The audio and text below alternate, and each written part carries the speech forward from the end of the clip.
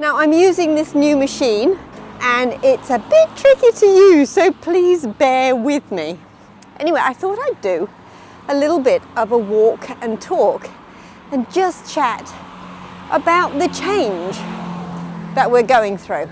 But first of all, I think we should get up to the park because it'll be a lot quieter there. At the moment I'm on a pretty busy main road and I want to pay attention to Maggie, so to make sure she's behaving herself. So I'll catch up with you in the park.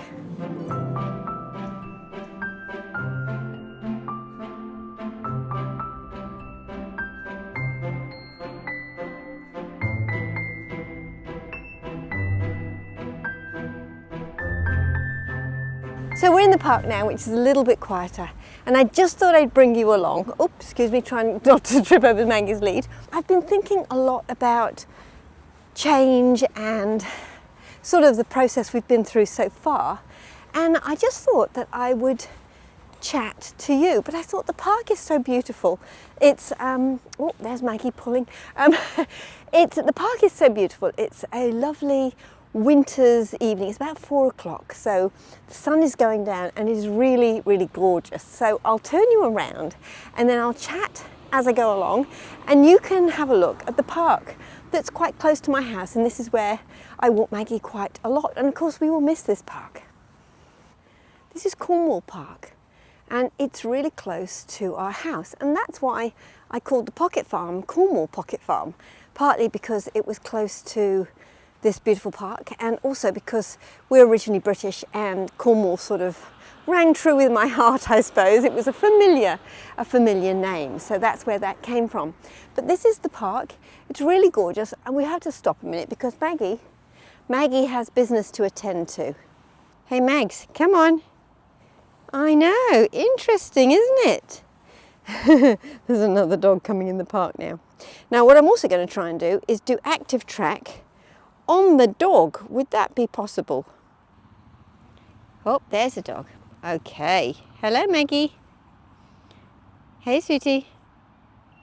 Detecting. Hey, Maggie. Maggie, sit. Maggie, sit. Good girl. Maggie, come here. Look at me. Look at me, Maggie. Maggie. Maggie. Look at me. No, not detecting.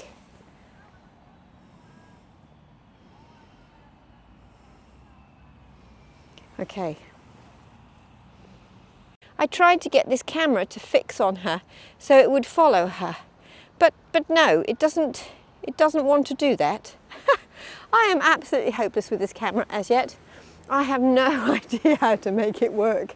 So you just have to sort of bear with, hopefully, of the disaster, which is me trying to work this camera.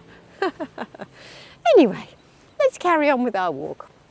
So I was having a little think about change, and one of the things that I realised was that when change happens, or all of a sudden that urge to change or be different or blow up your life and move to the other side of the world, when that happens, it feels like it's a sudden decision.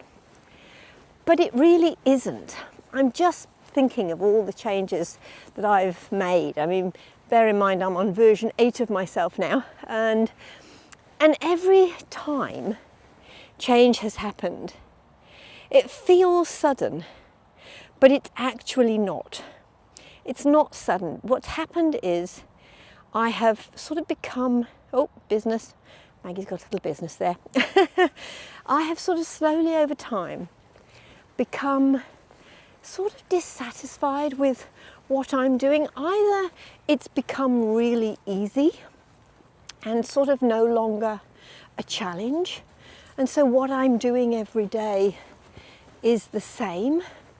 And I like a challenge. I like new things. I like to try out new things. I need sort of novel experiences.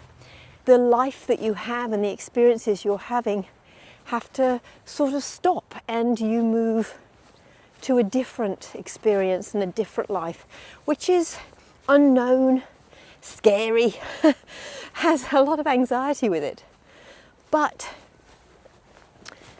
you need to have the old life sort of finish off. So I'm in that phase now where it's sort of pretty melancholy and it's quite sort of sad, I suppose. You know, I come into this park and it is absolutely glorious. I mean, it's a beautiful park. But one of the reasons that I love it so much is that it's really European. Now we've got a plane. Good Lord, I tell you, filming outside, I'd forgotten actually, because I haven't been filming gardening videos very frequently. So I've been more inside, and of course inside I just have the challenge of my husband banging and crashing in the kitchen. But apart from that, it's pretty peaceful. Of course outside you've got cars going past, you've got people walking past, you've got planes going overhead. So if I stop the filming or if there's a break somewhere, it's probably because somebody's just walked in my path and I didn't want to actually film them. Anyway, what was I saying? So this park is very European, and a lot of the trees are really European as well. I mean, obviously we do have the natives, pūtākauas and that type of thing, but there are a number of deciduous trees, because of course New Zealand trees tend not to be deciduous. I've adjusted the brightness a bit. On top of this camera being new and awkward, I have a filter on the camera so that I can film outdoors and you get a better sort of image. But of course now the sun has sort of gone behind the hill, it's got a little darker, so I just needed to change that little dial on the filter. So at the moment I am making masses and masses of lists. Everything I can think of, because of course what the first job is, there's another plane going over top, what the first job of this is to think about all of the tasks, all of the things that you need to put on a list so you can actually start doing the things on the list to prepare for going. There is no list that somebody hands you. I mean, you can obviously search the internet and see if somebody's come up with a list, but generally you have to come up with your own list. And that requires a lot of thinking, a lot of imagining, a lot of research, a lot of thinking through what's likely to happen and sort of planning for the unexpected as well, really. So there's lots to think about. There are, of course, the obvious things. I've done this a number of times. So the obvious things to me are your stuff. You need to come up with a sort of a stuff plan. So what are you doing with your stuff? Are you taking it all? Are you storing it? Are you downsizing? If you are downsizing, are you radically downsizing? Or are you just getting rid of the things you don't want anymore? So for me, downsizing sort of follows, there's several sort of options really. You can downsize, which is, oh, I'll just get rid of the things that I don't use and I don't really like. Then there's the, well, I'm going to get rid of the stuff that I don't think I will want on the other side of the world in 10 years' time. That's quite a good criteria, I find, as to whether I should move things. Because honestly, the first time I did it, I ended up with old tea towels on the other side of the world. And I thought, why have I brought those with me? It does seem a bit of a waste of energy. So, of course, there is the extreme downsizing, which is basically getting rid of everything. And you're left with just the, 2 suitcases or something to go to the other side of the world. We're not going that far. We're going to go with the, what could you not live without in 10 years' time? What would you be really sad if you didn't have? And things that are impossible or very expensive to replace. So things that you use and you care deeply about, and not so much just sort of dust gatherers, although we are taking just a few dust gatherers with us, ornaments, only ones that have a real sort of meaning for us. So you need a stuff plan. The other thing, of course, is finance. That's the other big thing, is finance, because that goes into, what are you going to live on when you get there? What's your finance plan going forward? But it's also a sort of, Usually for us it means a sort of an extreme budget plan. So it means that we do a bit of extreme saving, extreme budgeting before we make a change. So we basically go through absolutely everything on our bank accounts and credit cards and everything, and trim off and prune out anything that we don't need, you know, things that we could live without, non-essentials if you like. So we prune right down to an extreme budget, and that means that we can save as much money as possible to allow the move to be possible. You also need to think about your finances, so you know, what you're going to do about all the different pieces of your family finance, be that debt, be that savings, be that, you know, anything where money comes into, where it goes out of, anything to do with it. That also needs to be addressed and looked at. But usually budgeting is one of the big pieces. How much is it going to cost? Do you have that money? Where can you get it from? How can you do it? So that's always a big question, is the money side of things. The other side of things, of course, is the stuff. Once you've sort of, it's weird, but once you've sort of got those things sorted, the other things are actually not that hard to sort out. Obviously you need somewhere to live. There's a number of options. Usually it follows a plan where you're going to have a short-term accommodation such as Airbnb. Then you're going to move into sort of like a short-term rental situation. And then potentially later on you might buy a property or something along those lines, but that's way down the track. So the first thing is usually about just holistically overview, very broadly trying to work out how much that might cost. Is it available? Is it a possibility?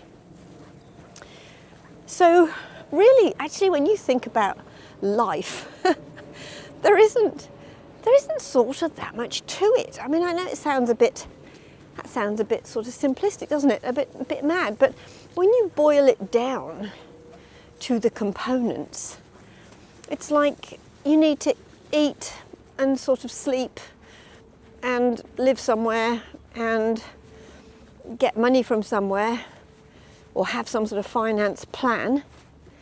And then generally we have stuff that we need to manage. What are we going to do with it? Where's it going to go? Usually those things will overlap because when we are moving overseas, obviously there's a lot of selling goes on. So we sort of sell a whole load of stuff, which of course provides income, which is really good. So then you can actually sort of gather a few savings just by selling things, which is what we're going through at the moment. Is basically a sort of a mass sell-off of everything that we will not really want to have in 10 years' time on the other side of the world. I don't know why the figure 10 years comes up. It's just, I don't know, it seems like a good sort of number. Because for us, if you do ship things to the other side of the world and you don't have a full container, which we won't by any means, we will have just a few boxes, the odd bit of furniture, just a sort of a part load, it will take 6 months to get from this side to the other side of the world. So of course what that means is anything you're going to need in the first couple of months, it's sort of pointless holding on to anyway, because you'll have to replace it. You'll have to get a new one so that by the time your stuff arrives, you'll already have that need met. So realistically, taking things like an iron or hairdryer, oh, Maggie's got a stick. Hello, Maggie. You got a stick, sweetheart? Got a stick? Have you? Let me just see if I can. Oh, good. Have you got a stick, Maggie? Have you got a stick? Where's your stick? Where is it? Oh, yes, I got a stick. I can't see you when you come really close, sweetie. You have to be further away. She is not going to play the game, is she? She is not going to play the game. She is going to be out of shot. I need to figure out how we do this, this tracking thing on this camera. That'll be another time. Come on, Max. come on. And there's so many other dogs in the park as well, which is absolutely fabulous, but it does mean that there's a lot of attention, that Maggie's like, oh, hello, hello, you could be my friend. That's right, isn't it, sweetheart, hey? Hey, yes, they could be your friend. What do you think? What do you think? Could they be your friend? Could they? Come on then, off we go. So, yes, Maggie's enjoying her walk in the park. So really, when you're thinking about a stuff plan, you actually get I get quite ruthless because, you know, an iron's an iron's an iron. I mean, one on one side of the world is the same as an iron on the other side of the world. And it's just a tool that you use. So I'm going to need an iron within, I don't know, a month of being in a new country. So there's really no point in me packing my iron because it won't get there for 6 months. So it is such a beautiful day. I'm just going to point up at these trees. Oh no, I'm not. I'm going to point down at Maggie. Oh, hello, Maggie. Did you decide you wanted to be in shot then? Yeah? Hey, sweetie, what are you doing? What are you doing? Hey, Maggie. What are you doing? What are you doing? See how beautiful these trees are. Let me just point up to these trees. They're just gorgeous. Blue sky, bare branches. So stuff I always find quite easy. I really quite enjoy it. And the way I deal with stuff is to do cuts. So the thing that I find easiest is to go through all the cupboards and all the areas, just getting rid of the things that you don't like, you don't use. Why are they in the cupboard? And you go through and you get rid of all of those things and you decide, do you sell them? Are they worth something? Is it going to the charity shop? Is it just going to the bin, essentially? Go through it once and then later go again. This time you're making a deeper cut because you've seen it once and it's in your head and you've sort of thought about it a little bit and you've gone, yeah, I'm not going to use that again. I'm not going to wear that again. We don't really need that. Will we need it? Nah, let's get rid of it. So then you make another cut. And it's amazing after you've done that cut how ruthless you start to become, and you can just get it down to really quite a little bit. Well, that's certainly what I find anyway. This is one of these wonderful styles that we have in the park. It's really easy to go over. Maggie, that's not helping, is it, sweetheart? That's not going over the path. Maggie, come here. Maggie, come on. Out, out. Right, up the steps, up. She's not playing the game. No, she's not playing the game, so I shall go up the steps. And Maggie, of course, will now chase over the top and want to go first and probably tie me in knots. Let me just get down here. Right. So, very quickly, I find that I become very ruthless. And if there's something that has a memory and I really care about it, I will put it in a separate place and leave it there a little while. And I can come back to it then. I can also photograph it. And if I photograph it, then I've kept that memory. And then I probably don't need the thing. So stuff is an important one because stuff holds you back. Stuff is totally replaceable and it holds you back. Let me just get down this stile again. I don't want to break my neck. Okay, so with stuff, somebody's doing some weed eating over there, so might be a bit more noise. But stuff holds you back. You have to look after stuff, you have to manage stuff, you have to dust stuff, you have to care stuff, you have to house stuff. I mean, stuff is actually a real pain, and once you've got rid of it a couple of times, you realise how freeing it is to not have the stuff. So stuff is a big one, and going through the finances, we find extreme budgeting always works when we're in the process, and then looking at all the money, where it goes, what it needs to happen to it, what's the plan for the money. Then the other thing, of course, is just where are you going, what are you envisaging your life to be like, what will you need to do, think about, organise, long lists. So I'm in the sad saying goodbye phased sort of beautiful scenes like this. Now Maggie has grown up in this park, and so she doesn't bother at all about sheep. These sheep are incredibly friendly and used to people and dogs, but Maggie doesn't even give them a second look. She's not bothered.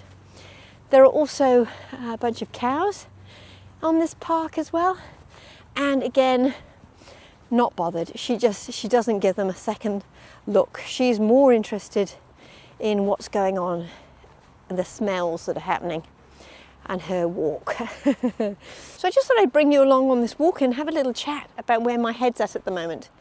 Because really where I'm at is lists and a whole bunch of thinking and a little bit of sort of melancholy, that's the word, a little bit of melancholy on what I'll be leaving behind. Oh golly, hole. Friends and places and experiences that I've really enjoyed in New Zealand, and particularly on the Pocket Farm, and that is sad to say goodbye to all of that. So when I go for walks with Maggie in this park, this beautiful park, I really sort of appreciate it and try and drink it in really, because soon we won't have this. I mean, obviously we'll have a different environment, we'll have a different place for walking, we will have different experiences, but this is, it's a limited resource now. So I just leave you there. This is probably a very long video. This is the first time I've tried with this machine out in the wild by myself with Maggie, trying to operate it, and it is not easy. So hopefully I will get better at this over time and I'll become very slick and professional. But at the moment, as you have seen, it's pretty dodgy. So I'll just turn you around. There's Maggie. There's Maggie. She's bored now, aren't you, Maggie? She's saying, come on, there's things to see, things to do. I've got places and walks to have. This is not on, this standing around and talking. Let's go. Are you not going to look at the camera at all, Maggie? Are you not? No, we're over here, sweetheart. You going to look at the camera? No, she said, come on, let's go on this walk. Okay, I'll say goodbye and I'll see you next time. Maggie's already up the stile. Bye.